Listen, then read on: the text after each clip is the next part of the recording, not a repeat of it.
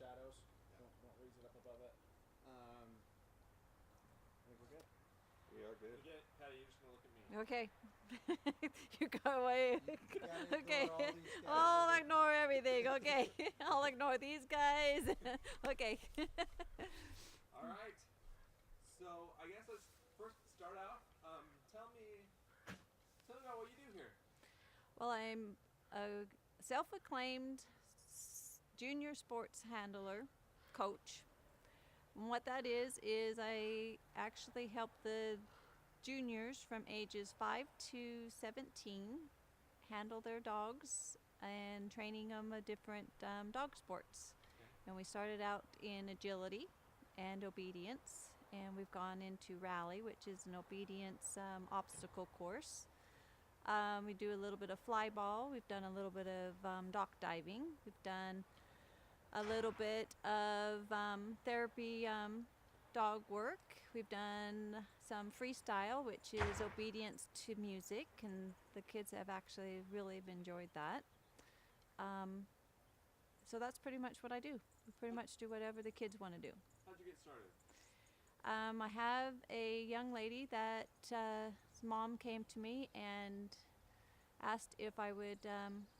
She was really interested in learning the different apparatuses, and I told her I would be more than happy to help. And then before I knew it, I had 2, and then I had 3, and now I am up to about 8. So, all by word of mouth. So it's been fun. And so it's called Southern Utah Dog Sports. Yes. Tell me about how Southern Utah sort of plays into the bigger picture here. Southern Utah played in the picture. There's not very many places down here that actually do any of the dog sports in a organized arena. So everybody was on their own and did their own thing and had to travel for it. And so my understanding is the founders of what we call Southern Utah Dog Sports for short is SUDS. They found some property and started a mini club, and now it's a big club. And it's getting bigger and bigger all the time. So. Why do you do it? What's the payoff? The smiles that the kids give me when they accomplish something that they didn't think they were able to do, along with some of the dogs that come in with them, are just as wild and crazy as kids can be, and they learn. And so that's my goal. Is just I enjoy dogs. I enjoy kids, and what better avenue to do it and have them all in one thing. So that's it. Can you say that one more time? We had a car drive Oh, by when you said okay. What was the question again? Just the last part. I enjoy kids. Yeah, and just dogs. that last part where you said, I enjoy kids, I enjoy I enjoy kids. I enjoy dogs, and so what better avenue of mixing them all together? It's fun. Who benefits more from this type of a training? The kids or the dogs? Or is it mutually beneficial? I would say it mutually is benefit for them because the dogs get to really socialize with the families and the kids. They really actually bond together very well. It actually helps dogs stay in their homes. They don't end up in shelters because they are obedient. And basically when they get done training here, they go home and they sleep, so they don't get into trouble. And that's probably the biggest key to a dog being obedient is you got to work their minds, not necessarily physically. It's mentally that you need to work also, and it actually gives them both. When we talk about agility, are we training these dogs to potentially, have that potential to, like a dog show or things like that?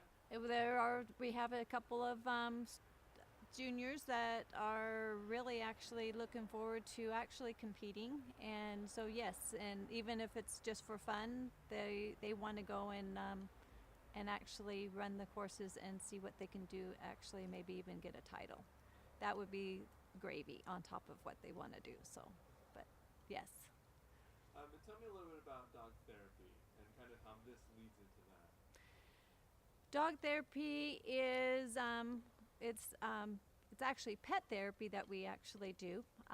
It's a animal assisted therapy, so the animals aren't getting the therapy. The therapy is coming from the animals to the human, and that's one of our programs that's going to be going, we're going to concentrate on this year in the summer. Is we have some juniors that are going to go with us to the retirement centers, and so with that they have to be certified therapy dogs, so they have to do their obedience, have their aperture, which is their temperament, tested, and all in all it's a big thing that they can do long term. Can I have you stop for a sec? We need to swap out batteries with this one. This one's set back. Lying. We keep spares. Foxy. Speaking of well behaved, we're doing all right. Can I have you kind of repeat that last part? If they're jumping around, everybody's out. You can throw them in the phone call. We are rolling again. Good. So then, what's the benefit? What's the benefit of pet therapy? What does pet therapy do? Well, pet therapy is really a whole new story, and we can go from one extreme to the other. But in short, it's a way to take the animals into the retirement centers, even the hospitals. We've even gone into schools, help with reading programs. It just puts people at ease. There's documentation that when we'd take them, for example, if we take them into the hospital, we visit with the patient, and they are put aside on, they forgot why they're at the hospital. The dogs bring that natural nature into the hospital scene, and it takes them out of their ailment. It's documented that it lowers a person's heart rate, lowers their blood pressure.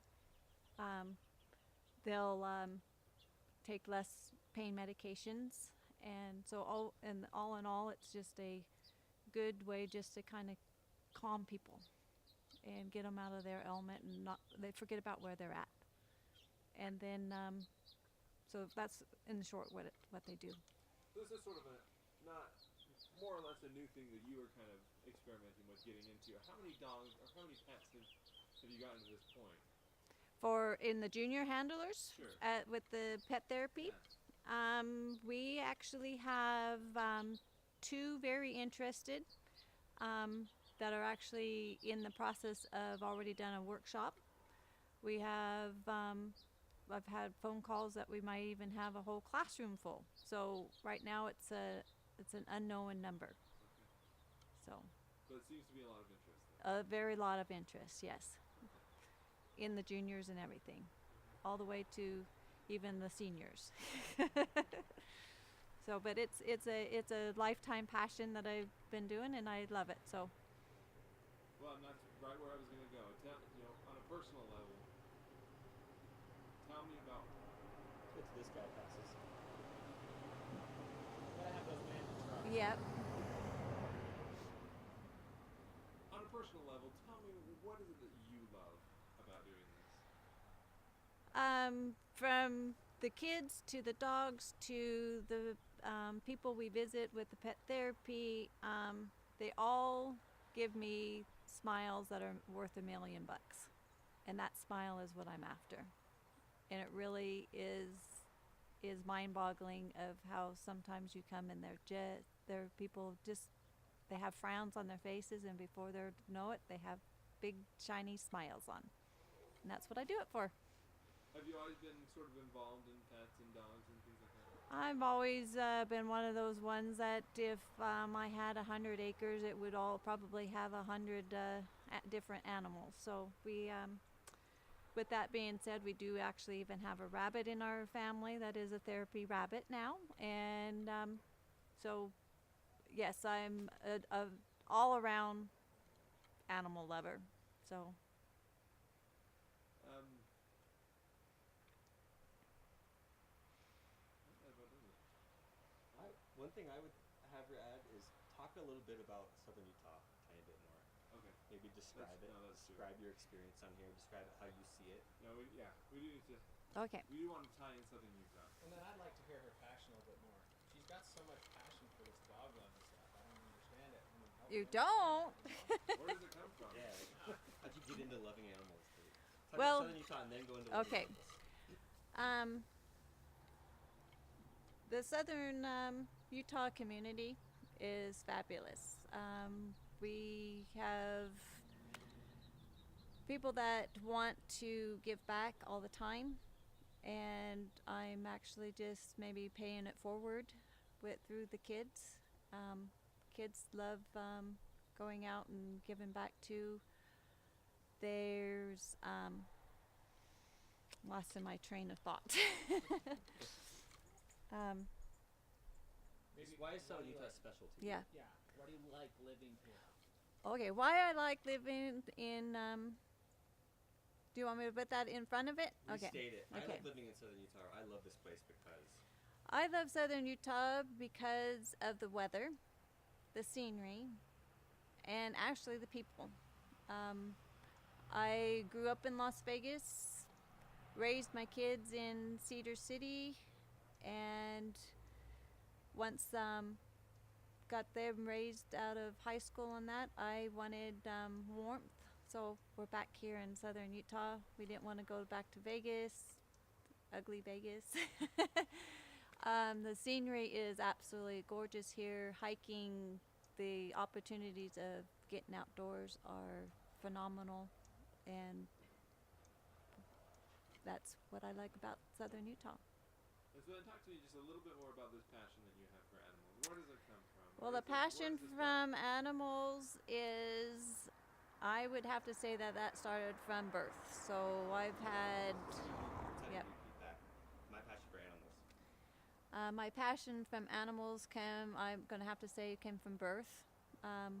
Always had animals around me growing up, from dogs to pigs to horses to donkeys to just about anything that moves. If it's an animal, it's got my love. So dogs in general ended up being the best way of having animals in the family, is because they're so much easier to take care take care of kids and family all at the same time. They become part of the family.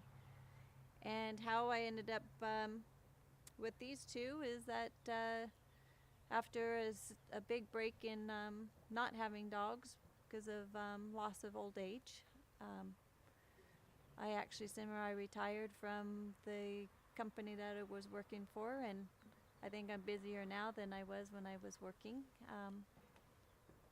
The walls started coming in, and I said it was time to get another dog. And before I knew it, I didn't only have one dog, I had two. And then I have three. The third one is, my other passion is, I like helping animals, so I usually have a foster dog somewhere around, and I have one right now. And people ask me, well, how do you foster and give them up? And that's kind of a way of being able to help. I put them in with families that will take care of them, and then I can go on to help one more. So I help one at a time. With the two dogs that I have, my personal ones, I decided I wanted to give back to the community, and what better way was to, when we were waiting for their ship date, because we found them when they were 4 weeks old, and we had to wait until they were 8 weeks old. And during that 4 to 8 weeks old, I think every time my TV turned on, the channel changed, there was something about documentaries about pet therapy.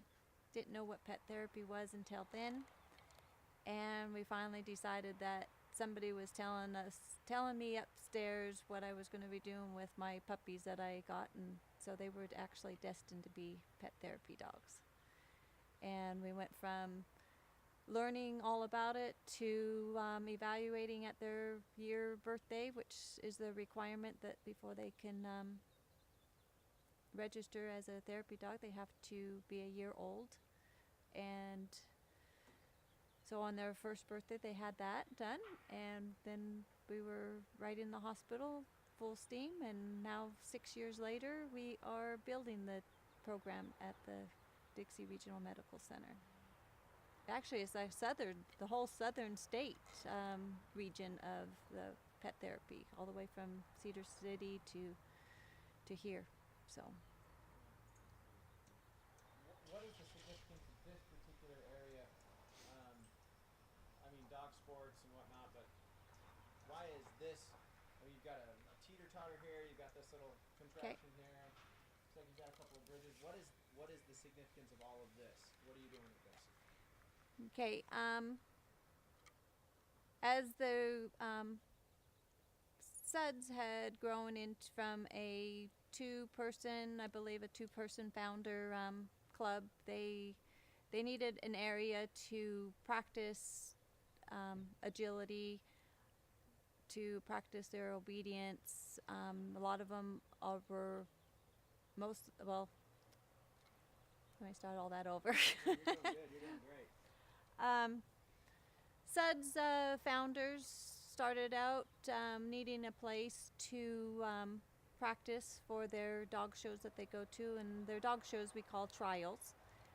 It's agility trials, obedience trials, and they just needed a place to practice, and they found that Santa Clara had an area that they were able to. You might have to have you repeat that. Okay. A little loud. Patty, if you could continue to look at Zach. Zach was. It's okay if you go side to side, but you're tending to look to the grass. Okay. Yeah. The founders of SUDS started out with needing a place to practice their agility and obedience for their trials that they travel to, and they still do. So the club has developed the property here into a practice session, and it's a safe spot for us, and where we can store all of our utilities and all of our equipment, I should say. And the city of Santa Clara have let us use the property, and we have. I'm not losing my train of thought here. No worries. My question for asking Yeah. is, I don't know how important all of this is. You know, we've got you right next to this equipment. Yep. Well, what is this? And what is your favorite piece of equipment, and what does the dog do on it? Okay. The area here in Santa Clara is our practice session for going into a trials. It's actually just for our fun. There are a lot of people just come for fun too. And the dogs absolutely love running on the apparatuses. We have a teeter here, and the dogs will start on one end, and they know when the pivot point is, and they'll actually slow down at the pivot, and then they'll go onto the end, and the teeter will stop. And once the teeter hits the ground, they're allowed to proceed off of the equipment. If they jump off before they go through the yellow section of the teeter, and it doesn't hit the ground first, that is a fault. Brutus absolutely loves the teeter. And there are other tunnels, weave poles, A-frames, walk-its that they all love doing. Titus probably likes the weave poles. It's probably the hardest piece of equipment to learn, because it's consistency. You almost have to do it every day. and once they get it, they understand it, and there's one way in and one way out. So they actually end up knowing, they actually learn their lefts from their rights better than I do, because I don't know my lefts from my rights. But once they get here and they are practicing, they're running through their practice sessions, they are nonstop barking. They are actually joyous. They love it, every single bit of it. I like it in the aspects of it's a good workout, because you either have a fast dog or you have a slow dog. But you have to still keep moving. The key to it is body language. So if you stop, the dog's gonna stop. So guess what you have to do is you have to keep moving. If you have a fast dog, you gotta run. So some people like the slower dogs, some people like the faster dogs, or you have to be very good at cues, calling out cues and being loud enough so that they can hear over their barking. But all in all, it's a fun sport to learn and play with your dogs. It doesn't have to go into competition. It's wherever you want to take it. That's awesome. What do you think, Zach? Think we got it? If we could get some statements of Bank on Southern Utah. So the way we usually end the videos is your name, I'm Patty, and I bank on Southern Utah. We just Okay. get a few takes on it. Alrighty. Your first and last name. Yeah, first and last name, and then maybe even a couple takes with Suds or however Okay. you want to say that. I'm Patty Gilbert with Southern Utah Dog Sports, and we bank on Southern Utah. Keep That- a line of sight with Zach. Okay, I know. That was good though. That I'm was looking good, for a improvement or. Yes. Here's Yeah. a big thumb. though. Just do that about 2 or 3 more times. and we're Okay. good. Yeah. Wait for this part. Please. Oh, it's a hybrid. I can't do it. Oh. Okay. Hi, I'm Patty Gilbert. I'm with Southern Utah Dog Sports, and we bank on Southern Utah. Do one more time. Yeah, another one or two of them. Hi, I'm Patty Gilbert. I'm with Suds, and we bank on Southern Utah. Let's do it without the high. Just I'm Patty Okay. Gilbert. I'm Patty Gilbert. I'm with Suds, and we bank on Southern Utah. Do we want her to say Southern Utah dog? And she did at the beginning, but let's do one more. One more? Yeah. Okay. Patty, no, 1 second. Sorry. it was your fault. I'm Patty Gilbert. I'm with Southern Utah Dog Sports, and we bank on Southern Utah. One more time. I'm Patty Gilbert. I'm with Southern Utah Dog Sports, and we bank on Southern Utah. Perfect. Sound good? Yeah. Want to go with that? Malcolm, want to call it? Yeah, I think we're good. Good. I think Cool. the thing I was worried about is just making sure that we have enough understanding of what we're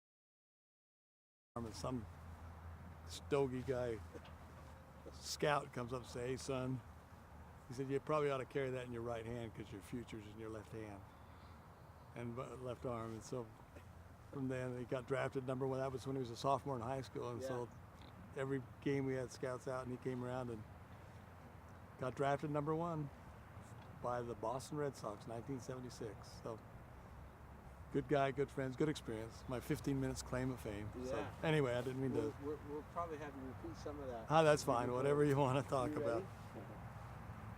You know, and Ken, I think we'll just get talking, and you'll get comfortable, and you don't have to worry about if you messed up. We'll just have you re-say it. And Okay, There are some- I'm a yapper. You won't have any trouble with me Okay, yapping. And there are some things that Keith will be watching. If like a big dump truck comes by or something, he might have to have you Sure. re-say it. Understand. I think just maybe first just give us some background of your baseball background and who you are and why is baseball a big part of your life? I was originally from Provo, Utah. Played my entire baseball career through high school and 1 year of college. They played freshman ball at BYU. They had freshman programs then. Played there under Glenn Tuckett. Got married and moved down to St. George. Crazy 25-year-old kid who loved baseball and just didn't know what I was going to. Had a clothing store business. A lot of people know it's called the Chatting Post. That was a big old kind of traditional boutique clothing for men and eventually women. And just my wife taught school and I didn't have any children. And I started coaching baseball, everything from especially Little League, but Dixie College, helped several coaches there. Just loved the game, and they always asked me to help them, so I did and learned a lot about the game. Did a lot with Little League, probably spent at least 20 years, maybe 25 years in Little League, involved in everything from taking care of fields for them for games, part of the Little League Association, working with people, Clark Church, the late MacArthur Wright, and we built these fields down with Snow Canyon just below us here. We played a lot of games at Elks Field, which is the one they're talking about tearing out for an elementary school, which I understand. Right. And just love to teach, love the game, love to teach it to kids. So I spent a lot of time. I've coached. I could name probably hundreds of people that I've coached that you'd know in this town that are part of the pillars of the community. Brad Sigmiller, who's Craig Sigmiller. She is. Better back that up. I coached Craig Sigmiller, who's played at BYU. Went on several all-star trips all the way to Florida to New Mexico, Nevada. So we were always involved in all-stars competition, coaching my own kids, but also coaching other kids that went along the way. So that's kind of the background. Started coaching my last child. All my kids went to Pineview, but my last child went to Dixie High School, and he was my baseball player. And so I was able to coach him and help the coaches here. And I'd helped them before my kid got there as well. All the way back, Burke Staley, just 5 or 6 other coaches I helped at Dixie High School. And then Jeff Messerly the last 10 years, then the last 2 or 3 years, Dan Ibsen. Dan Ibsen.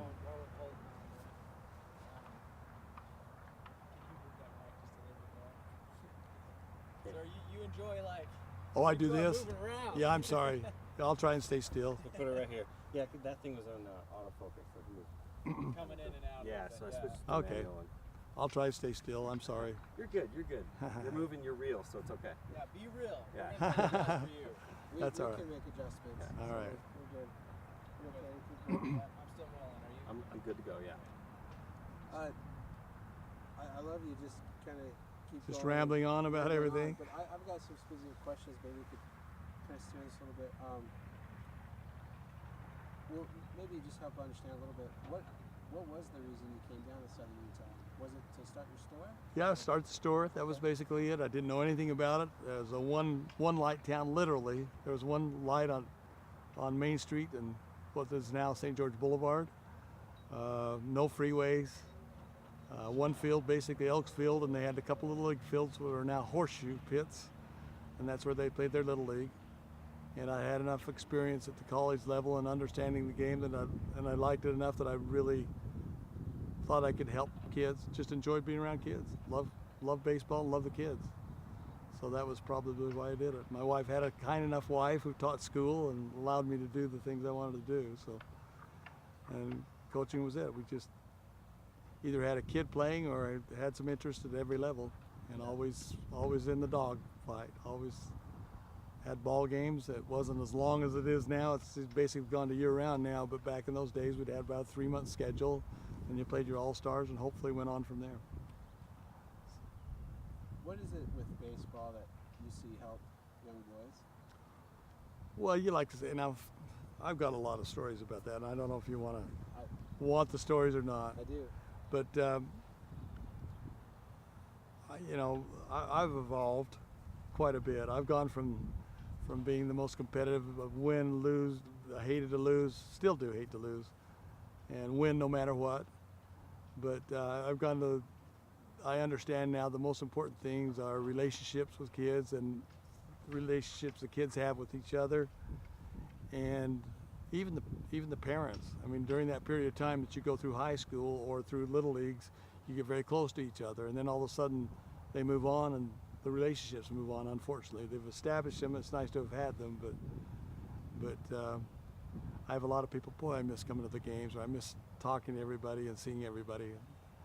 So that was neat. It was a good experience, but just associations with other coaches, with people who ran the programs, the presidents of the little leagues, the people who were so generous in contributing. This community is amazing that way. If, for example, we had a group, and I think they were 14-year-olds, and we went to a tournament up in Salt Lake City, and we weren't expected to win, and we won it all. Well, they said, congratulations, you go to Florida next week.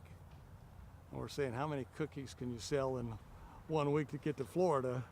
You know, we didn't know how we were going to do it, so we approached the usual people, and fortunately we had the people step up to the plate and donate money. The one story on that one was we had a father who came forward, and his ex-wife came and said, well, you know, this boy's father's got some money, you probably ought to ask him. Next thing we know, we had $14,000 check in our pocket and on our way to Florida to have a great time. So, but the community, it's not just one person like that. It's every time I have anything around here, people, I won't name the names because I don't want them to get hit up all the time. Yeah, I will. Stephen Wade, they're just generous. Anything you need in terms of money to go to a tournament, money to have the kids be able to stay in motels, all those kinds of things, they step up the plate. If you need fields done, if you need people to help announce, all those kinds of things, this community just steps up. It doesn't matter what it is, what sport it is, but because I'm focused more on baseball,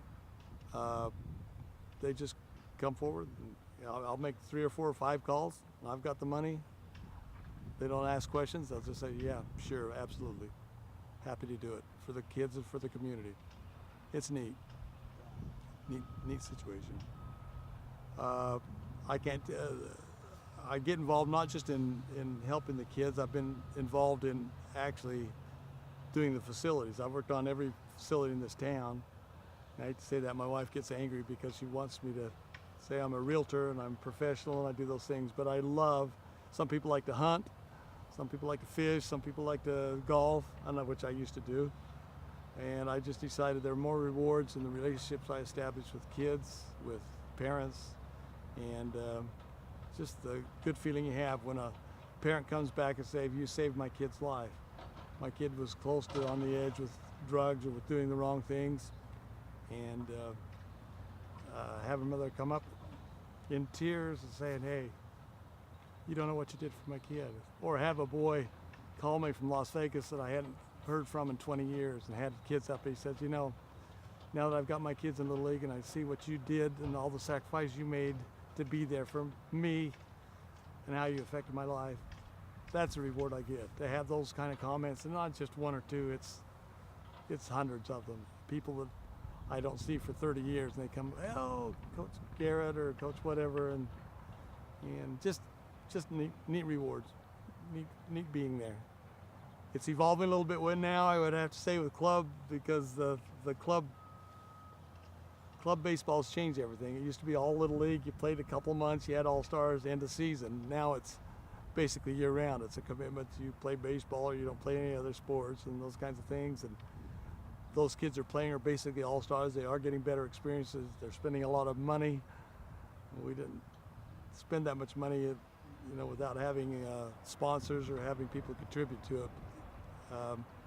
Spend a lot of money, and so they come maybe at the high school level now saying, oh, you only have 2 sets of uniform. We had 3 in the club teams, or they have all these bags that they get. They travel to several different tournaments all the time, and so high school isn't what it once was. That's a step down maybe from club teams in some situations. So anyway, I'm rambling. Pretty bad wind right here. Okay. I got a blend if you want that headphone. It's okay right now. That was just bad. But I think You were saying some great things. I hope we got, but there was also some danger. there's some destruction, but the foreground Are you is okay. okay? Yeah. Okay, you can balance that. Yeah. Okay. Am I still moving too much? Sorry. No, you're doing You're good. wonderful. You're perfect. Yeah. Hey, a little bit more tears. I'm loving Tears? Don't go there. I'll tell you a couple funny stories, okay? I'll tell you. Ambience, but nothing that's distracting. Okay, great. Go ahead, Ken. Well, just a lot of, it's an interesting story that I had that I can tell because I'm on the field that it happened. When we first built this field, it wasn't much. I mean, rocks on the infield, the lights, you had to strike a match or have the left fielders or outfielders go out with flashlights because you couldn't see them. But we were able to get the city to contribute money, and a lot of people to contribute money to get lights and make it a good field. We expanded it. It used to be a pop-up park, and now it's a beautiful field. We have a lot of people comment on how nice a field it is. Obviously, I've talked earlier about a field we're building just south of here that's going to be even better, but that's remains to be seen what happens there. But I have a name, and I always thought it was because of my competitiveness. I'm want to win no matter what. That was if we lost, all right, but not too all right for me. I'd go down and not be happy about it. But I had a situation where they started calling me Killer. We're gonna have And to I stop said- for just a second. You're fine. I'm gonna move this. I want to hear about this. Okay.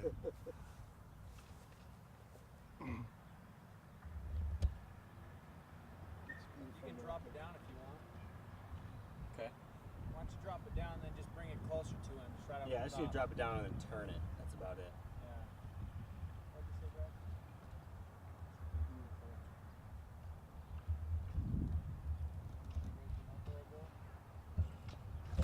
This space above his hat. Is that what you mean? Raise what up? Cool.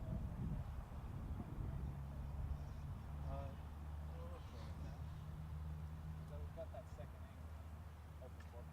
Bryce, hold on to this for a second. Okay. Just gonna double check this. Just go ahead and count to 5 for me real quick. 1, 2, 3, Perfect. 4, 5. Cool. Yeah, this will be perfect. Yeah, if you just start that thing over, it'll be all right. Malcolm, you just made a big sail right here. That's all you. I know. This thing is It's gonna like go right on the cannons. it's ready to go. You can if we keep going. Yep. So, Mhm. Ken, I'm interested in hearing about Okay. being called Killer. So maybe start. Go back from the beginning on Killer. I've always been a really competitive person. I hate to lose, love to win, and so all of a sudden, some of the kids on the team started calling me Coach Killer. I thought, wow, Coach Killer, that's my competitive spirit. I thought that's really neat. What I found out was the reason I was named that had something to do with the field maintenance, which I do. I do a lot of that again as a hobby. And we had an infestation of gophers. And so I had this particular guy that is my neighbor, and he said, oh, I used to get paid by the head of how many gophers I'd killed.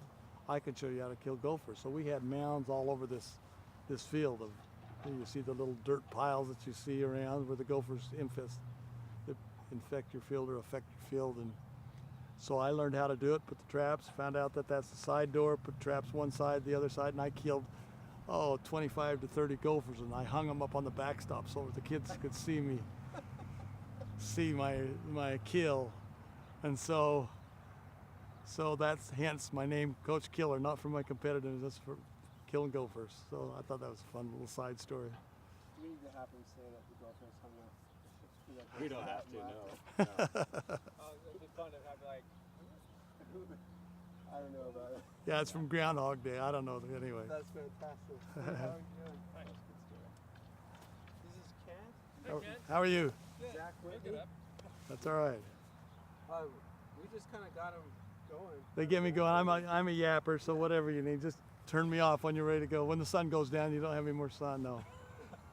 Do you have questions, Brett? Or are we just going to kind of go off the cuff? I think let's just let you do that, and then I can, even if you're recapping anything that you've already said, because you'll probably fill in gaps that I'm not thinking about. So I'll put you on the spot and have you go. Is that okay? Sure. Trice, can I have your switch there? Yeah. Yeah, I can hold this one. The key to this is to make sure that the shadow of the bar doesn't. Okay. And I'm just going to monitor both hands. So maybe I'll tell you. We talked a little bit about his baseball background. Okay. Why is baseball such a big part of his life, and we talked about. We're just getting into. I think we could talk more about the impact you've seen on kids.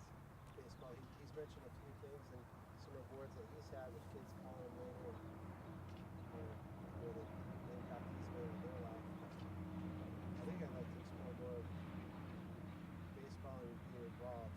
What impact you see on these kids. I mean, what's the reward you get what's the reward, what's the feeling you get when you see that positive impact on their lives? Well, the big thing is life. We dangle carrots in front of kids. We say they're going to be the first round draft pick, and or they're going to be the next College World Series player. Reality is that's not going to happen.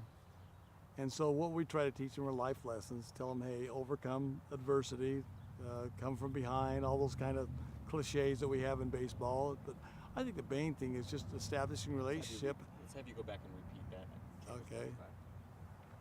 Let's see, where was I? All right. Anyway, I think, Lessons in life. yeah, the lesson of life, I'd probably just say that the players, as I started to say, let me start all over, sorry about that. Okay. Unfortunately, as parents and as coaches, sometimes we tell the kids that the most important thing is they're going to be obviously a first round draft choice for whomever, and they're going to be sent to college. They're all going to go on these big scholarships. Well, all those of us that have been there know that, first of all, scholarships you get at college, you get about 50 cents an hour for the time you spend involved in the sport. So you better love the sport, number one. And I think the relationships the kids establish with each other, the lifelong friendships they have, the relationships with their coaches are just invaluable. They just, I get called, and we've talked about it a little bit earlier, I get talked to from people, oh, remember the time this happened, or you saved my kid's life. I've talked about that before. My kid was really having a tough time in school. He just moved here. I got to know him through baseball and through the friendship and through the establishment of friendships on the team. Those are a lot more important than the skills. We love the skills, and I think we emphasize way too much winning and losing. I told you before, I love to win, hate to lose, but I think having fun is a key element. If you can't, there's so many things available to kids nowadays. If they can't come to the field, enjoy it, have fun, really they're not going to be drafted, number one. We've had the one experience that I brag about, my 15 minutes of fame with Bruce Hurst, that did get drafted, number one by Boston, and that's rewarding, but not any more rewarding than somebody who does come up to me and say, you know, you changed my life, or I enjoyed it so much, or you were so important, like a second father to me, or a real mentor in my life that taught me not just come up, show the games, win and lose, to show you how to overcome adversity, to how to become better, how to push yourself, how that you can get outside of your box and comfort zone and achieve things. Things they're going to have to face all their lives, whether it's salvaging a marriage, getting a job, getting along with other people that you work with. That's what's important here, and that's what we're trying to do. So maybe talk to me specifically, let's maybe talk to me about some of the things that these kids would learn on a team that can translate. I mean, you mentioned a little bit, overcoming adversity, lifelong friendships. Maybe talk to me specifically about what is it that kids learn out here on the baseball diamond that then translates? I'd probably say the biggest thing is learn how to adapt. I mean, you've got sometimes you'll have the great athletes, and I'm sure in all your businesses there's always those people who excel, and you just tip your hat to them and say good for you. And probably one of the biggest things we try to teach is don't try to become better by tearing other people down. In other words, have that as a goal and try to become like them rather than tearing them down and say, oh, they don't deserve to be, he's the coach's son, or his dad puts money into the program, that's why he gets to play. That's not what we're after here. We're after to say, okay, this is your skill level, what you bring. You might be just a good bench jockey. You might just be a guy that's there and a great cheerleader for the kids that are playing. That's more important, to learn how to begin. And when 20 years later, you don't remember those kids. Maybe you remember one or two who are outstanding, but you don't remember those kids. You remember the guys that were good kids, that worked hard on the field, that were good friends to everybody else instead of selfish. That's what we try to get past. It's not all about me or who I am or any titles or any individual awards that I get. It's about becoming a human being that's a contributor to society, and also being able to adapt. It's tough. Every parent thinks their kids are going to be so good. They are going to, no question, they're going to make $1 million and live in great places.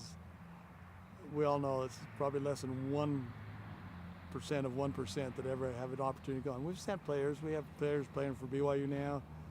I had one play for the last 4 years up there. We sent players to various places, and that's neat. That's great and exciting. But as we all know that have been there, it comes to an end. And it's like yesterday's newspapers. And so just enjoy the experience while you're here. Maybe to bring it home from Southern Utah a little bit more, talk to me about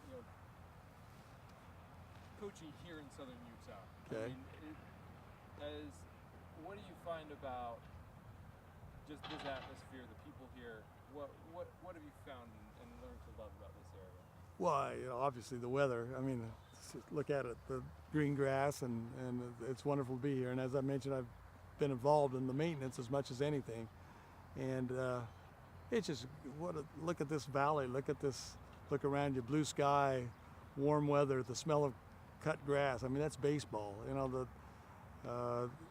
Love to go up and see all the sunflower seeds on the stands when we're through. It's just fun. It's fun.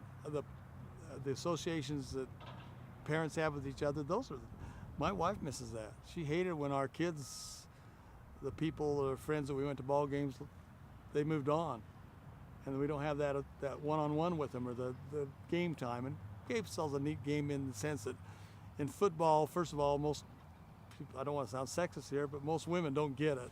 They can't even find out where the ball is.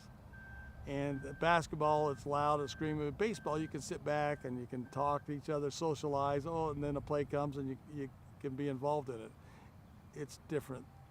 And for that, it's very nice and social and friendly, user-friendly, I guess I'd say. But as far as being in Southern Utah, gosh, I mean, look at this valley, look at this place, look at the background. It's just, everybody's here. They love, it's changed a little in terms of what's pulling them. There's soccer now, lacrosse, there are all these different things now. The iPhones that you can play games on all day long. We've got to be better. We've got to step up and make it better. We do. I think the facilities, the people who take care of this facility, the school district, on all the facilities, people come from up north and they say, wow, this is a great area to live. Look at how you take care of it. We set the bar high here at Dixie. We hope we were the ones that started it, and now everybody tries to follow it, and that's good. And people that come down from north love that. Participation, I mentioned it earlier, whenever we had all-star games or anything, they support it greatly. Whether parents coming out of the stands to help us during tournaments, whether it's people who contribute money, it doesn't get better than it is here. I don't know what it is in other communities because I've only had it here, but I know that here, the city, the people who have experienced, they all are willing to step up when money's needed or time's needed or effort's needed. They'll be here. And machinery too. I mean, we get people who, farmers, oh yeah, I've got a rototiller. You want to rototill your infield? Yeah, we'll do that for you. Oh, we used to have to go beg and borrow that stuff from all over, but they're willing to do it. I don't know. Any other thoughts? I'm just rambling right about. I was gonna say, what I was thinking was the mild climate. I mean, do you find that you play a little bit more when you're in a place like this? Oh, no question about it. I mean, except for this year where it's warmer up north. I mean, we have a tournament every spring in early March. We have 2 different tournaments. Sunshine Tournament, which we used to call the Unshine Tournament, and the Pizza Hut Classic. And people come down here and they're all bundled up and it's 60, 70 degrees and they just love it. They bring their families down. It's a family event. They get sunburned. They just enjoy the experience that first 2 weeks in March. It's neat to have it. Yeah, I'd like you to maybe tell a story of Bruce. Bruce? You not talking about? Well, he mentioned it, but maybe go into more detail. Where it started with your relationship, where you started to coach him, and how you helped him, maybe the influence you may have had through the ranks. Yeah, well, for those who were around at the time, everybody was a Boston fan when he got drafted by Boston, but it wasn't always easy for him. When he first started as a 13-year-old kid, because I remember one game he walked 13 batters in one game. Maybe before you keep going, start out and say Bruce Hurst was a Yeah. 13-year-old kid. Okay, Bruce Hurst, when I first got here, was just a boy that lived in the neighborhood that I befriended. And because I loved baseball, I tried to get him he had this cannon for an arm. And I thought, oh, this kid could probably go a long way with that kind of an arm. But he had no control. He was awful. And so we'd work and work and work, and finally, as I mentioned earlier, he got drafted number 1 as a high school senior. That's pretty unheard of as a left-handed high school senior. He did get hit. A little side story about we were playing the state against Bingham. Bingham was a big school there, and they had a pitcher, Axel Hardy was his name, and we found out later because they moved down here, Bruce was up to bat and he actually got hit by a pitch. They were throwing the inside on purpose, hit him on the arm. He had to sign his contract with a sling on because he got hit. But it was just a neat story. I told the story earlier and I don't want to go through it again, but you weren't here, where I established the American Legion. We didn't have it down here, but in order to play in the state tournament, we had to play a certain amount of games. I think it was 9 or 10 ball games. And then they said, okay, we'll let you get in because you don't have a league down there. You play that, but you'll come in as the last seed. So we played that, and he went up and played the first seed, and he pitched in that game and just about won. We had an error in the last inning, or we would have beaten Hillcrest, it was at that time, the big team. And after that game, the other story, I don't know if you want me to tell you that story, but he came carrying the balls in his left arm, and one of the scouts that had watched him pitch the day earlier said, son, you ought to get that out of your left arm because your future's in that left arm. And that's, 2 years later, he gets drafted number 1. So that was a neat experience. I spent a lot of time with him. I used to catch him. And then I remember he came back after 1 year at the minor leagues. I said, okay, show me what you learned, because I was always teaching him. And I knew enough. I didn't know what I know now, but I tried catching him. I remember he threw a ball and his fastball moved so much, and I was used to catching it, but it moved so much. I'd say it was kind of twilight, so I didn't see it, but it hit me on the side of the head and bounced about 20 feet away or 30 feet away after hitting me on the head. So it was neat to have that experience with Bruce personally, because he brought a lot of unison to the community. Everybody was a Boston fan. You had a Boston hat on, or you weren't from St. George if you didn't have a Boston hat. And we watched every World Series, every ball game. Back then we had satellites, and we didn't get every game. So we took those games that we could get. But he would have won that game if Billy Buckner wouldn't have had the ball go through his legs. He was the MVP and would have won the World Series, but didn't happen. But great guy. The good thing that happened for me, and again, I don't want to talk about me, but the fact that I was able to now glean information about pitching that I thought I knew a lot, but I didn't know nearly as much as I do know now through him pitching with Greg Maddux or Roger Clemens or all these pitchers that he pitched with, and the ability to come back to me and tell me what's important, what's not, and able to learn those things. Now I pass along to these kids. The trouble is, as you get older, that kids don't think you know anything anymore because you're old. Just like some of them don't know who Bruce Hurst even is. But the fact is, I know more now than I ever have known about the game. It's just getting the kids to know that because you're a geezer, you can't do it, you can still teach it. So anyway, I appreciated our lifelong relationship with him and the ability to learn more about the game because I still love it. I still love something if I learn it, that's something new, get passed along. And because he had access to all these different wonderful, Hall of Famers, I was able to get that from him. So, great relationship, good to the day, loved it. Are you still learning? Yeah, I still am. I'm learning again. It's maybe not so much the physical part of the game as the mental part of the game and the enjoyment of the game. That's much more important. And yeah, it's changing a little bit, but I'm hoping we can still keep the kids headed the right direction. Learning to love it. If they're not here, it's not fun, don't come. You know, come and enjoy it. Don't come out here and say, I'm going to be that draft choice. Come here and say, hey, I'm going to enjoy these relationships I can establish with my teammates. I'm going to try to work hard and work harder than I think I can. So many kids come back after playing and they say, hey, I wish I would have worked harder. I know I could have worked harder. And that's our job as coaches, to try to get them to get out of their comfort zone and get better. Let's see. I've got another question. You spoke to it earlier, so even if you feel like you're repeating yourself, Go ahead and say it and you'll edit it? yeah. Okay. Well, and don't even refer that you said it before. Okay. Just say it again. All right. But I'd love to hear what's taking up your time now, and you know, is baseball still part of your life? Yeah, one of the good things about being a realtor is that you can kind of, especially with cell phones, we don't have those big bricks. I mean, we used to take all the time in the world just to have what we call a tour. But now you can come and go, and you can do anything. They think I'm at work and I could be at the ball field. And so that enabled me to spend the time, and I do spend a lot of time, a lot more, way too much time, and everybody will tell you that. I'll sit here on the field and I'll be working on it, and people come by and honk the horn, and I just wave. I'm somebody that knows that I'm here. They're just saying, there's Killer or whatever, working on the field again. But I love that. I see these brown spots, and it makes me angry that there's some brown spots on this otherwise beautiful field. And so I'm a little bit too extreme when it comes to taking the field, and love it. I don't know. Some of my favorite, probably one of my favorite stories, I'll tell you, this is my competitiveness coming out in me, is one time during a turn, I think it was American Legion summer ball.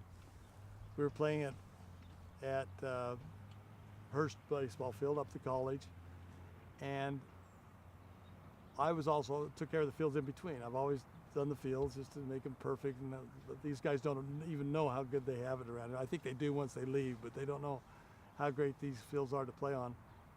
I had a little conflict with an umpire. My competitiveness coming out. This is one of those stories. And this kid was balking. He was a Snow Canyon boy. He was balking, and I said, I won't tell you the umpire's name. I'll leave him out of it. I don't want to get any problems. But I said, that's a balk. You've got to call that balk. Why aren't you calling that balk? It's not a balk. So next inning, our team goes out there, and one of our kids comes the same stretch, and he calls a balk on him. I thought, are you kidding me? You're calling a balk on, you are really going to do that to me?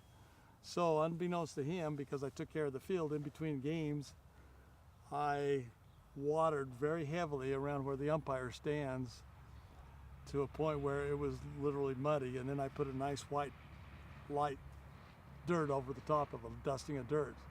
So the person who was not calling the balk, the umpire who was out in the field, when he came in and was behind the plate the second game, which I know he would be, he went to stand on it, and his mud came up over the top of his shoes. And I just looked around like, gosh, how did that happen? So that's the competitiveness in me. I won that battle because his shoes were muddy. And anyway, just a fun story. That's fantastic. That's a good story. I don't know what it has to do with Southern Utah, but it's just more about me. Let's see. I can't tell you. I could listen. I'd go down names and names and names of all the people who have either helped on the fields or helped during. We have people who will run this tournament in the March, and we have a tournament up at Elksfield as well as this field. We have people that'll get time off work and do the announcing for us. Roger Christian, he's the voice of Dixie Flyers now. We used to have an Appalap guy that was the voice. All these people they just do it, and that's what's neat about Southern Utah is that these people are willing to lose money and come here and do work, and just for the benefit of the boys in the program. I hope the boys appreciate it. I think they do, especially when they leave and come back. They know now when they get in that position that all the sacrifices and volunteerism there is in these programs to make them work, and that's what's neat about Southern Utah. Say that again. Wait, there's Ben. That was perfect. That which, Yeah. What That's part? what's neat about Southern Utah. Just that Yeah, if you statement. can say that to him again. just the very last part, you mean? Yeah. That's what's Yeah, great about Southern Utah. and the fact that we have so much volunteerism and everybody's willing to step forward when we need them, that's what's neat about Southern Utah. It's everybody does it. Everybody's willing. Everybody's willing to sacrifice. I think what would help, just as we're trying to bring this down, maybe a statement. I mean, you've talked about. Talked about me, I'm sorry. What's Like, that? I talked about me, I apologize. It's I don't- about you. This is about you. No, Whether it's you more like about it or Southern not, Utah. Kenneth, when you see this, it's going to be about you. We'll still have you look at Zach, but I guess you talked about the privilege you've had of so many boys who have been able to go on and pursue dreams and played after high school, and of course Bruce Hurst. Maybe a statement that just kind of reiterates that, like in your own words, but it's been a pleasure to work with all these boys who've been able to accomplish things athletically. You're talking about the ones that go on, the ones Yeah. that excel? Well, or even the ones that don't. Yeah. Whatever you think is worth talking about in that situation. Okay, well, I think the big thing, they get spread all over. I mean, I know people who are in the FBI. I have people call. I'm all over the United States, and they're all involved. And they said, "I'm involved in this program, either high school or little league or whatever, because of the fun and the experience I had when I was there." We've had, again, naming players. Craig Segmiller, he was one of our players. We went down to New Mexico and we should have won a tournament. A bad call from the umpire, of course. Home plate. I remember to this day him making the tag and holding the ball up and had him out, and we win the whole tournament. He went on to play at BYU. He's now on the board of the local school board. He has been the president of that board, and he just has been great to come back and help us when we need help. But I get calls from him and saying what a great experience it was, and I'm down to where I'm actually teaching children, grandchildren now, my experience with them. But they're the same. They love the game. Some of them are here from the parents. I have to tell you that there's some now. It's kind of changing a little bit. They're here and maybe that's the way it was before, and I didn't recognize it. But the fact that the parents are willing to be here to support them. I mean, you think about your jobs. To take time off of work, to be here, to support it the way you support it, to travel to these various places, to watch them all, boy, they do it. And they do it in numbers. I wish I I can't go down all the names. There are some people who've been disappointed. I thought were going to be drafted and didn't quite make it because they don't learn that work ethic that they needed to learn. But as far as actual players, I'm sorry, I'm just drawing blanks about who I would name. But we just have had several go to different colleges and had good experience at some of them at the JUCO level. The Nelson boys, Steven Nelson, went up to play for Slick. I know we've got a player in Washington that went this last year. We've got people that are going to sign this year to go down to Mesa, Arizona, play at Mesa Junior College in Phoenix area. So each year we have 2 or 3 or 4 on a good year that'll go on and play ball. Braxton Ibsen, who's the coach's son, he's going to play at BYU, or he's committed to BYU. He's now on an LDS mission. Years ago they just all went and played different places, and it's neat. Some of them played here locally and had some success. But again, once you get that level, you've really got to love the game to keep it going. You've either got to have a talent that's beyond belief or a desire to keep going and playing. And we've had over a couple dozen. I think all players seem to, or all teams, seem to have that kind of nucleus of talent. What we get out of them, again, is I don't think it's the physical talent. We do teach them some things, and we do bring out good in them, but I think, again, the mental part is the most important part. Learning to cope with life, learning to know that if your kid has a terminal illness, you can deal with it because you learned how to do something on a team to come, or maybe that you're 5th in the rotation and you're not going to get first. What do you do to get there? I talked earlier about not hoping that people that are better are unsuccessful. Just make yourself more successful, and that's kind of the thing we try to get to.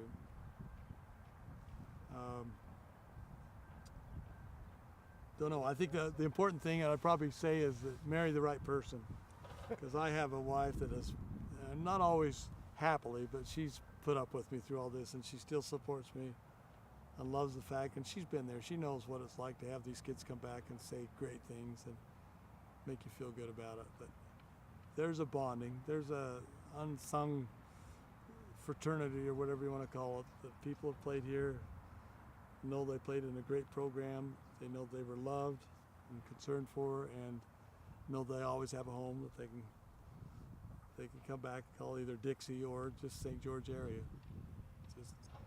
It's a camaraderie, and it's fun to have people that are old come back and talk about it. They had a great experience. So That was great. That's fantastic. Yeah, that's good. Yeah. That was like the icing on the cake. Yeah, it's right there. For sure.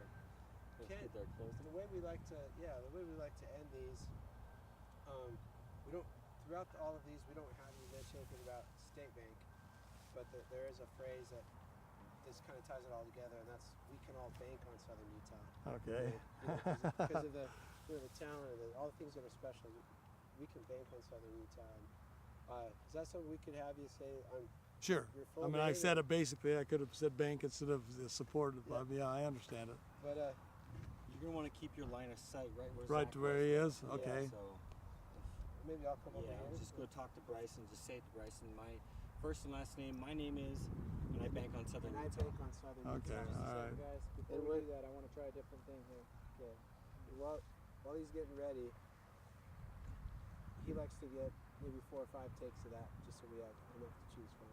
On the bank. I on bank Sou- on Southern yeah. Utah. Yeah. Great. Do I bank on Southern Utah or bank of Southern Utah? The people of Southern Utah. Or you want to bank on Southern Utah? I Period. bank on Southern Utah. Yeah. Okay. Great. All right.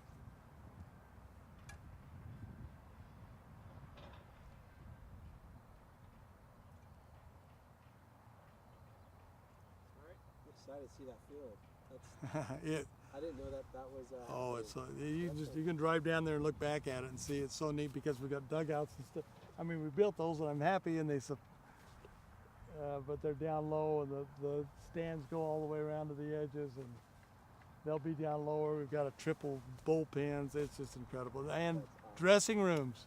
dressing rooms. We've never had dressing rooms. They had to bring their stuff in the car. They changed in the dugouts. Oh, that's cool. And now we have actually played dressing rooms they'll go into. And then my little claim to fame is that little blue shack right there. Yeah. That is I have so much junk in there for taking care of the fields. I have, Are you gonna have your own? oh, I have a garage. It's probably 4 or 5 times that size. So that's part of the whole program. Yeah, you are going to go a little hang gliding here, aren't you? And do you just take care of this field? You don't help with the football? I have or helped anything? with every field in this community. I didn't get into that story, but I actually, So you're a master groundskeeper. yeah, I am. I mean, if you Yeah. talk to people, they'll say, yeah, I coach too, and maybe that's why they keep me around, because I'm such a good grounds. I'm really particular, and I don't eyeball anything. We do is strings and measurements, and Yeah. we do it right, and this field, if you would have seen it the first, I mean, it was, Don Lay was the coach back then. He's the one that I helped build this out. I had an attorney helped me with this drill hole. We drilled the posts for this fences. I mean, I've had so many people, but yeah, I'm really crazy about it. But I helped rebuild this field twice. I also built Hurst Field. Again, they get me to that point where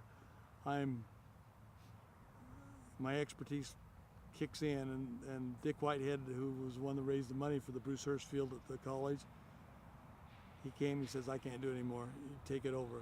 So I went up there, hand watered pine trees.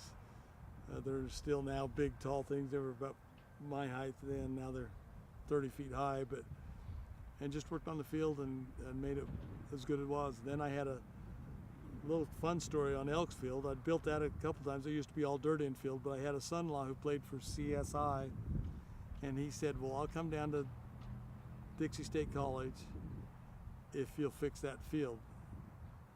So I took it upon myself. We redid the whole, it used to be chicken wire instead of chain link, and just, it was a doggy field, and we fixed it all up, and he came down and played for Dixie College, and now he's my son-in-law. Played some professional ball, so that was kind of fun. And then, so I rebuilt that one, I built this one, and I did the Hurst Field. So maybe that's less of a coach. I keep saying they only keep me around to do the fields, but hopefully that's not true.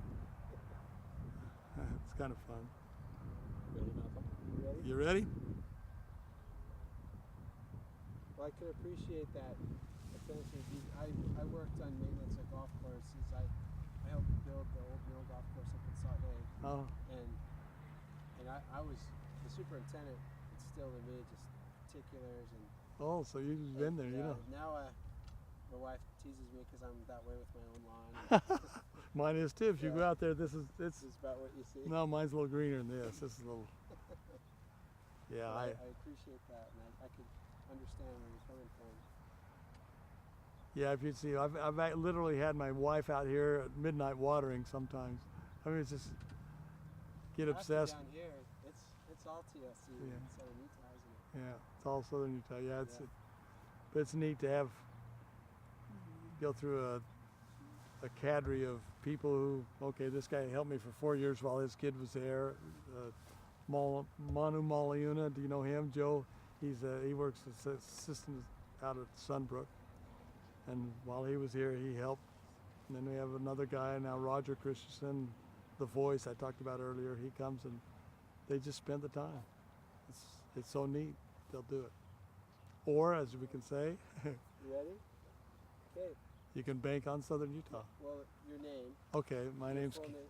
Yeah. my name's Kent Garrett, Coach Killer, and you can bank on Southern Utah.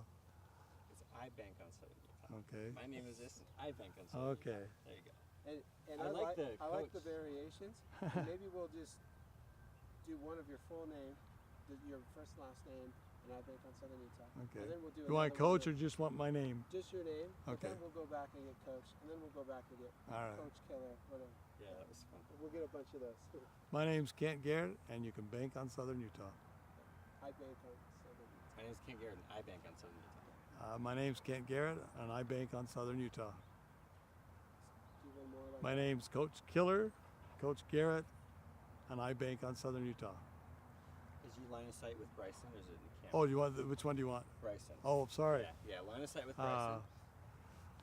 I'm Coach Garrett, and I bank on Southern Utah. I'm Coach Killer, and I bank on Southern Utah. I'm Coach Kent Garrett, and I bank on Southern Utah. Those were great. Does Yeah. sound okay? I think we got it. Got it? We did. Feel good about that? Okay. Cut it. We'll In it. call that. And Call that an